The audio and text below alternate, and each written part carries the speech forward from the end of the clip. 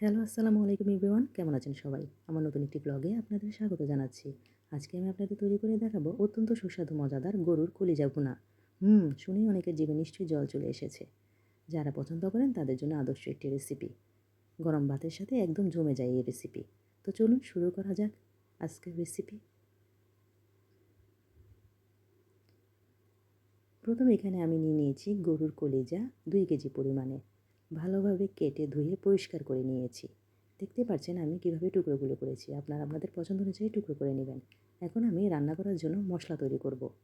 ব্লেন্ডারে দিয়ে দিয়েছি আদা, রসুন, জিরা 50 গ্রামের মতো। ভালোভাবে ব্লেন্ড করে নামিয়ে নিয়েছি। এখন কলিজাগুলোকে পানি ঝরিয়ে আমি একটি পাত্রে নিয়ে নিলাম মশলার সাথে ম্যারিনেট করার জন্য। প্রথমে দিয়ে দিলাম হলুদের গুঁড়া 1 টেবিল চামচ পরিমাণে। মরিচের গুঁড়া দিয়ে দিচ্ছি 1 টেবিল চামচ পরিমাণে। এখন আমি আগে থেকে ব্লেন্ড করে রাখা আদা, রসুন এবং জিরা বাটা দিয়ে দিচ্ছি 3 টেবিল চামচ পরিমাণে।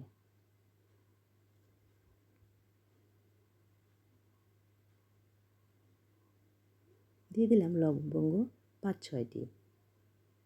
দারচিনি দিয়ে দিলাম 2 টুকরা। লবণ দিয়ে দিয়েছি 1 টেবিল চামচ পরিমাণে। পরে স্বাদ অনুযায়ী অ্যাড করব। সরিষার তেল দিয়ে দিয়েছি 1 টেবিল চামচ পরিমাণে।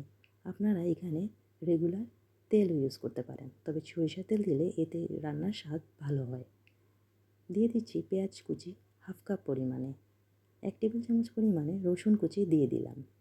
এখন ভালোভাবে হাত দিয়ে আমি মশলার সাথে কলিজাগুলো মাখিয়ে নিচ্ছি। মাখানো হয়ে গেলে 15 মিনিটের জন্য রেস্টে রেখে দিব। চুলাতে একটি পাত্র বসিয়ে দিয়ে তার মধ্যে 2 টেবিল চামচ পরিমাণে সরিষার তেল দিয়ে পেঁয়াজ দিয়ে দিলাম 2 টেবিল চামচ পরিমাণে।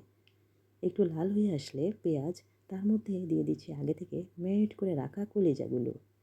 গরুর কলিজাগুলোকে এখন আমি একটু নেড়ে চেড়ে ঢাকনা দিয়ে রান্না করব পানি বের হয়ে আসা পর্যন্ত।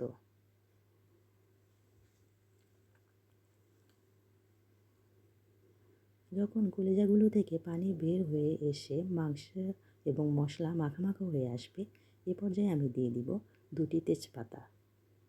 একটু নেড়ে চেড়ে নিচ্ছি।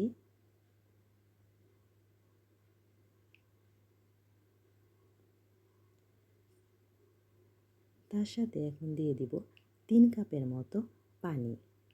চুলার আঁচ এ পর্যায়ে মিডিয়াম থাকবে।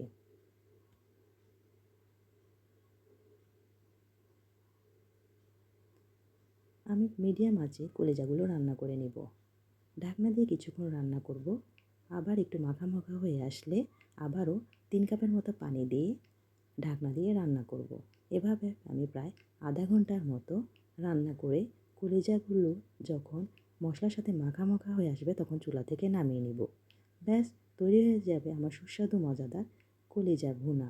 দেখতেই পাচ্ছেন আমার গরুর কলিজাগুলো কতটুকু সুন্দর এবং আকর্ষণীয় হয়েছে। এভাবে আপনারা বাসায় তৈরি করে খেয়ে দেখবেন, ভালো লাগবে নিশ্চয়ই। আমার চ্যানেলটিকে সাবস্ক্রাইব করবেন, লাইক, কমেন্ট, শেয়ার দিতে ভুলবেন না। পরবর্তীতে আসবো নতুন কোনো ভিডিও নিয়ে। সে পর্যন্ত ভালো থাকবেন সবাই।